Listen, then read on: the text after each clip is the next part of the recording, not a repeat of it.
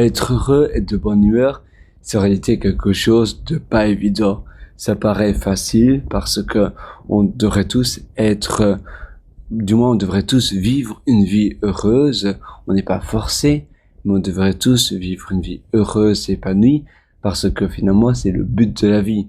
Vivre une vie que tu apprécies, vivre une vie que tu aimes jusqu'au sommet, c'est pour moi du moins le but de la vie. Mais on a souvent des contraintes, on a souvent des choses qui viennent se mettre dans nos pattes et à cause de cela, on tracasse. Ça prend de l'espace mental, on a du mal à voir long terme, on a du mal à aller de l'avant parce que on a pas mal de charges mentales. Et ces charges mentales-là, eh bien, elles viennent donc nous embêter continuellement. C'est important donc de faire le propre, de faire le vide. Moi, j'appelle cela tirer la chasse. Donc, tu prends tes idées négatives comme ça de ton cerveau. Imagine où tu vas carrément aux toilettes, c'est encore mieux. Tu vas aux toilettes, tu les jettes dans les WC, tu tires la chasse et tu dis voilà, ces idées, elles sont maintenant de la fausse sceptique. On n'en parle plus, je peux plus les récupérer, elles sont parties à tout jamais. Ces idées négatives, elles n'ont pas le droit de me démolir, elles n'ont pas le droit de me paralyser, elles n'ont pas le droit d'être là et de me hanter, parce que très souvent, ces idées, on va dire parasitaires, ces ruminations, elles viennent de personnes que tu connais à peine, ou même pas. Ce sont parfois des interactions, parfois ce sont des personnes peut-être que tu connais un peu mieux, ton manager, ou peut-être même des membres de ta famille, ou belle famille.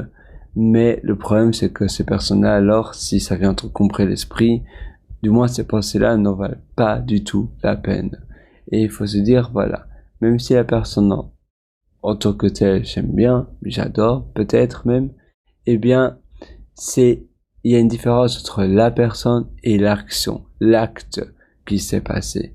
Et l'acte, ou bien les paroles, dans ce cas-ci, si c'est des paroles, ne doivent en aucun cas paralyser ma vie, paralyser mon quotidien.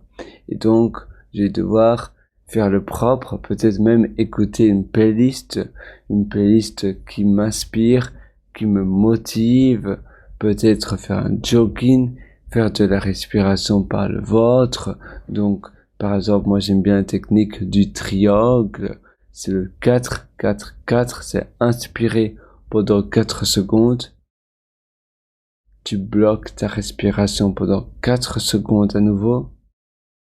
Et puis tu expires, cette fois-ci par la bouche, pendant 4 secondes. Donc tu expires, tu dégonfles ton abdomen. Et tu fais cela à répétition pendant 3, 4, 5, 6, 7 fois d'affilée. Tu inspires par le nez, tu gonfles ton abdomen, 4 secondes. Tu bloques ta respiration, 4 secondes. Tu expires, 4 secondes. Et tu répètes cela. Ça aide également. La méditation, c'est plus ou moins la même chose finalement. C'est de se concentrer sur une seule chose. Par exemple, à nouveau, la respiration.